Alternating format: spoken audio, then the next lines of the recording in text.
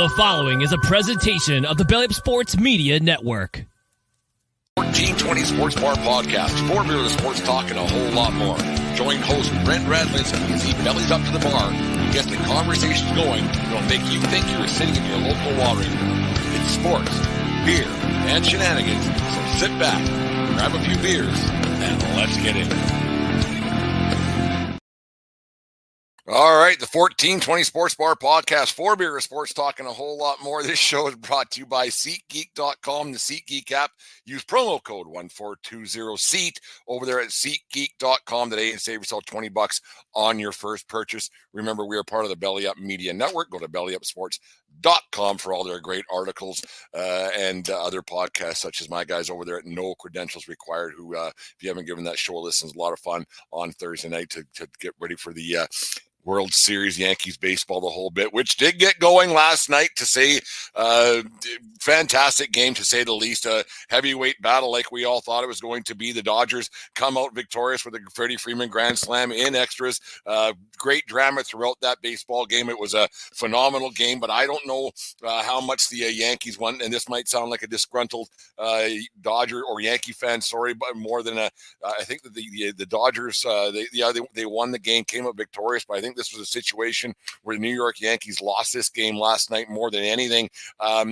Just a crazy turn of events of the way that Cole was handled last night. The defensive miscue by Gleyber Torres wasn't a good look on his. That error can't happen in the fourth inning of a game in May, let alone the eighth or ninth inning of a game in October. That was a pure laziness. That shouldn't have happened. Ohtani got to advance to third, and the rest is history. But the whole thing, it started out, I don't understand the thinking behind taking Garrett Cole out. We talked about it on Pre-Gamers yesterday, that Cole's the guy. He's in those situations for the simple reason they gave him $324 million to start that game in October, and you give him the reins to get this thing done, and he was rolling.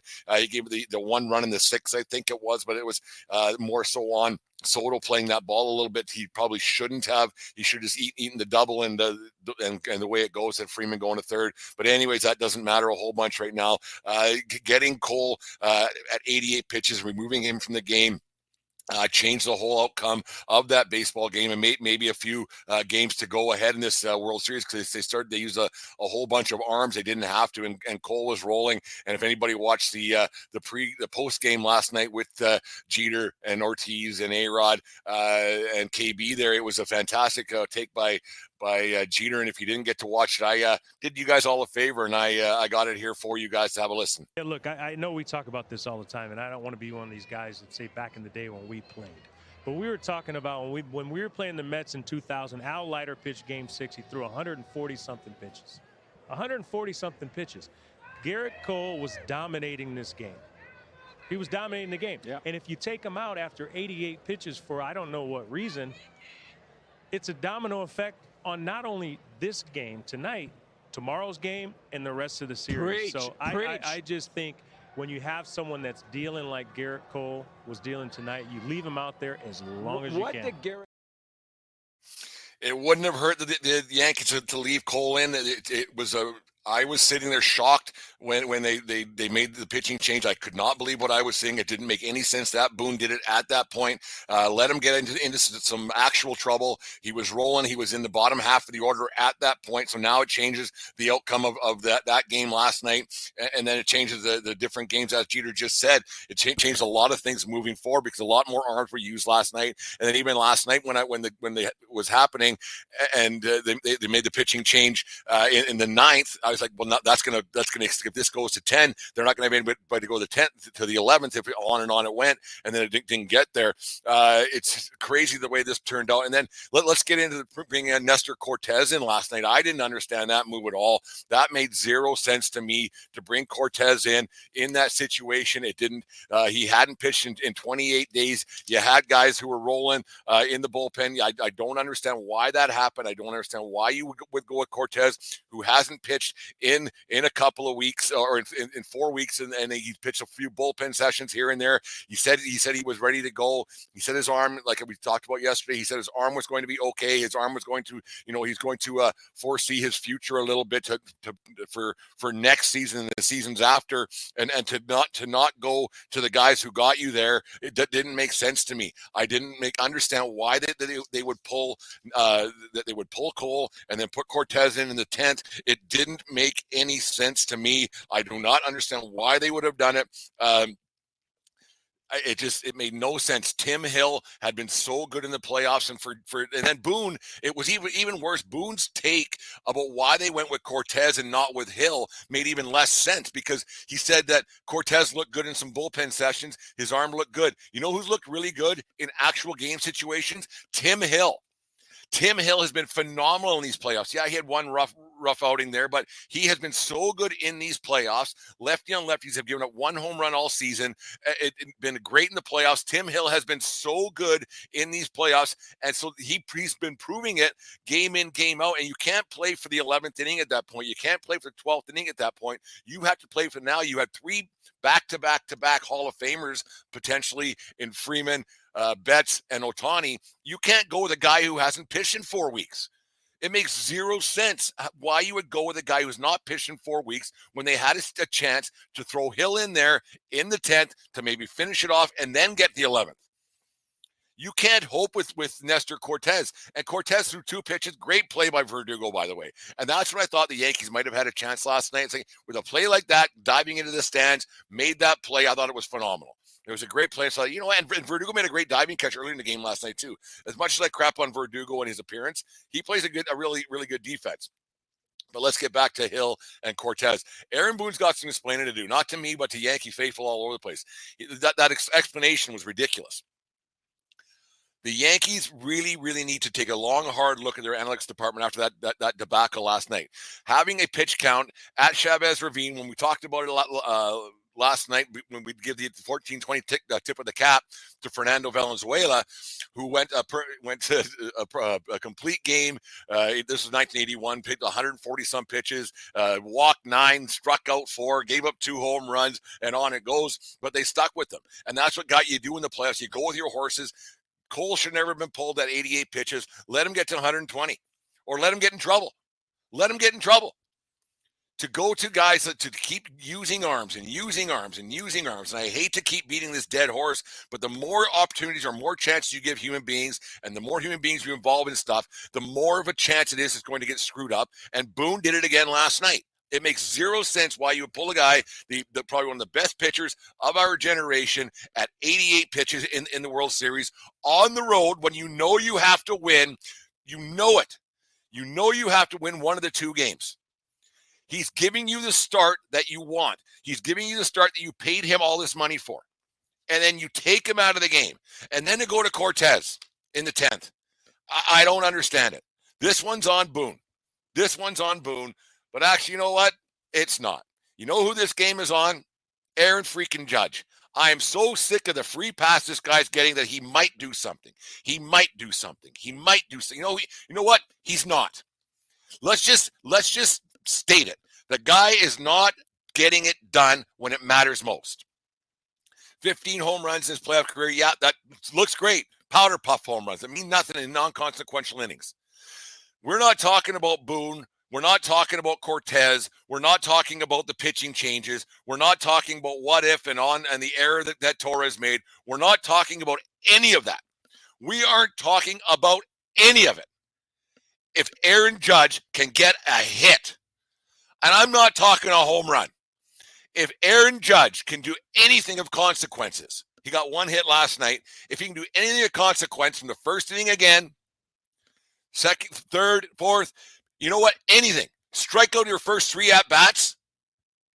That's the problem. It's not on Boone. It's not on Cortes. It's not on the front office. It's not on the analytics nerds. It's not on anything. That loss last night, we're not talking about any other crap. If Aaron Judge puts bat to ball, striking out doesn't do anybody any good. And he did it again last night. Again.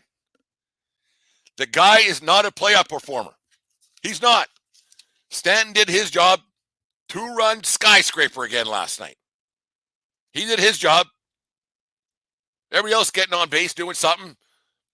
Even Jazz Chisholm, who I crap on nonstop on this show, got on base, stole 3 bases last night, scored what should have been the winning run of the game. Judge, again, did nothing. This is on Judge. This is solely on Aaron Judge. Back to ball. Back to ball. I do not understand how the hell this guy gets a free pass day in, day out by the media. Because he smiles and he has a home run chases. And for those stupid announcers last night, Schmaltz, I even know the other guy's bloody name, Joe Davis, who has a good call on the Freeman home run. It's reminiscent of the Vince Scully 88. Like, apparently it was at the exact same time of night that happened. But anyways, let's get back to Joe Davis. For Joe Davis to say Aaron Judge knows pressure. He knows pressure because he's been on a home run chase. Who gives a fiddler's rat's ass about a home run chase when it's October? Nobody gave a crap about that home run chase this year. He got to 58. Nobody cared. A home run in March in frickin' Detroit means, or April or May, means nothing. A home run chase is not the same pressure as a World Series at bat. So for these two morons to say that he knows pressure because of a home run chase, that's stupid and idiotic. Judge needs to be held accountable. He has folded under pressure, folded like a cheap lawn chair. Under pressure, night in, night out. This loss last night is on Aaron Judge. It's not the end of the world. He can come back and do something, but I have zero faith in Aaron Judge doing anything moving forward for this team. Anything. Because he's proven it night in, night out. Do I hope he does something? I'm going to cheer for him? Yep. But I ain't holding my breath. I'm not waiting for Judge to do something. Be like waiting for the real Santa Claus to show up. Doesn't exist. Because it hasn't happened yet. Aaron Judge knows pressure. Yeah, he knows pressure and his butthole clenches up. He hasn't done anything to prove what I'm saying wrong. Could he do it tonight? Yeah. Is this the end of the world for the Yankees? No. You remember 96, they lost the first 2. It happens. 81, the Dodgers lost the first 2. The Dodgers came back and won that World Series. You can always come back. But Aaron Judge is to blame for this. We aren't talking about anything. If Judge gets a hit at a consequential time, unbelievable that he gets a free pass. Comes on afterwards smiling. Quit smiling for the interview. Pretend that a loss hurts once in a while. Because that loss hurt last night. That loss hurt last night, and it's on you. Be better. Bat to ball. Not everything has to go 480 frickin' feet. Get a base hit. Move the runners over. Do something. Maybe, just maybe, try something different than flailing away at a changeup over and over and over again. Disgusting. Face of the franchise. My ass. Moose Hildebrand last night, friend of the show, longtime friend. He said, this guy's not a captain. This guy's not a captain. Until you actually do something of consequence, you shouldn't get that. And I'm not a big captain and baseball guy. Judge was awful again last night. This loss is on him. I cannot believe that he gets a free pass because he hits non-consequential home runs in frickin' June. Yeah, 58's great. 58's great. Get one in October. That matters. Last night. Cement your place in history, in Yankees history. You're nothing. You're nothing until you win something. That's what matters. And I don't care about the other 27 championships before this. I care about this one. Because it's hard to get back. It's hard to get back. One game the series does not make. I understand that. But he has to get better. It's a race to 4, and he blew it last night. He had chance after chance after chance to do something last night and didn't get it done. This is on Judge. We're not talking about any of the other crap if Judge gets a hit. Anything. Verdugo played great defense. Cole did his job. Stanton did his job. Like, Chisholm Jr. stole 3 bases. He did his job. They all did their job, except one guy who didn't. Aaron frickin' Judge. Nose pressure. Joe Davis, Schmaltz, both of them should shut up. I thought that broadcast was awful last night, and the umpire was awful as well last night. That strike zone was erratic, to say the least. And I'm not because the Yankee. It was for both sides. It was a both sides thing. That umpire was atrocious last night. To have the 32nd best umpire in the league this year getting a World Series Game 1 assignment start, why not get the top 8 guys? That's a crazy, crazy idea. What a crazy thought. Put your best 8 guys out there. Not the 32nd, the 43rd, their first World Series. What the hell is this? It's the Fall Classic. Best on best, especially these 2 franchises, the best 2 franchises in baseball. Let's put the 32nd best team out there of umpires. Where's the logic there? You know what? Nobody cares about the Yankees, Dodgers. Let's put the Chicago White Sox out there because, let's be fair. It's a joke. Last night, Aaron Judge is a joke. I hope he proves me wrong. I hope people are mad at me for saying that. But Aaron Judge is an absolute joke. And until he proves me wrong, he'll be a joke. I'm going to cheer for him tonight. I'm going to be happy to see him do something. And he can shove it down my throat. I don't care. I don't care. He has to start doing something in the postseason. And this is the time for him to do it. If Judge comes up lame again this year, well, it's your fault, Yankees. It's your fault. Change the lineup maybe tonight. Change the lineup. He obviously can't hit third. Hit him 5th. Do something. This one's on Judge. And I was actually thinking last night when we were watching the game, me and Deanna were down here in the Yankee Tavern North watching the game. Great game. I'm upset the Yankees lost. I am. I'm upset. It was a bummer. There's no getting around that. Boone pulling Cole sucked. Cortes going in sucked. The air sucked from Torres. That all sucked. The outcome of the game was fantastic. The outcome of the game was absolutely. You know what? That's not a bad idea. Hit him second. Have Soto protect him. Do something. Do something. Because he's seeing pitches. I don't know. Maybe he's got to start just walking like he used to. Wouldn't hurt. But I was thinking about Joe Davis because I'm sick of listening to Smoltz. I really am. And I'm sick of the analytics. It's World Series. I'm going to cue the time tonight. I'm going to have John and Susan playing. Find a way to get that queued up properly. It's just it's a little bit of work on my end to make it work, but it's one of those things. I'll make it work tonight because I'm sick of Smoltz. I am so sick of John Smoltz. You won. I don't know. Did he get the one World Series? And I don't know what he did after he left Atlanta. They make him the messiah of the playoffs. What happened in Atlanta? Atlanta did nothing. Like Judge. Same thing. The Atlanta Judges. Same thing. I'll get over it. I'll be okay. There's still 3 more games to go before we're calling for a disaster. I was hoping for a great World Series, and if the rest of the games are nearly as good as this one, we're in for a doozy. Just need one of the teams to make it a series because you got to start winning a little bit. Yankees got a chance tonight. Rodon hasn't been my favorite, but he's been really good his last 2 starts. We'll talk more about tonight's game during pre-gamers. I think we'll get on about 4:30 Mountain Standard Time and get over to the game 4 for later on tonight, but just figured I'd jump on and rant a little bit, get the negativity out of my system before it turns out, before it's happened here. Best color guy is Ben McDonald, brings great knowledge to the game and broadcast. The Yankees only have to clip one of 2. Yeah, I'm not worried yet. I'm not worried about the Yankees yet. They have a chance to get something done tonight. They lost the game last night. They probably shouldn't have, and that's kind of a blessing. Like, as dumb as that sounds, when you lose a game you should have won that you're in it, then you can say, you know what, the Dodgers only got what we gave them.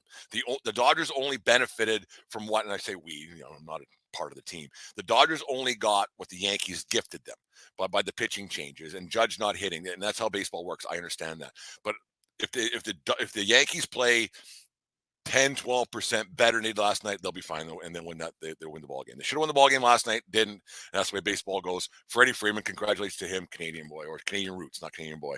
But it was a great game. What we're looking for this World Series. So here's hoping that game 2 is half as good as game 1. I just hope the outcome might be a little bit different. Anyways, there's 1420 in the morning, brought to you by SeatGeek.com and the SeatGeek app. Use promo code 1420SEAT at SeatGeek.com. Tell your friends about the show. Listen to a little bit of pregame. Come for pregamers a little bit later on. Might have a couple to during the day to calm the old nerves and get going. So anyways, the 1420 Sports Bar Podcast, 4 Beer Sports, talking a whole lot more. Thank you guys for listening.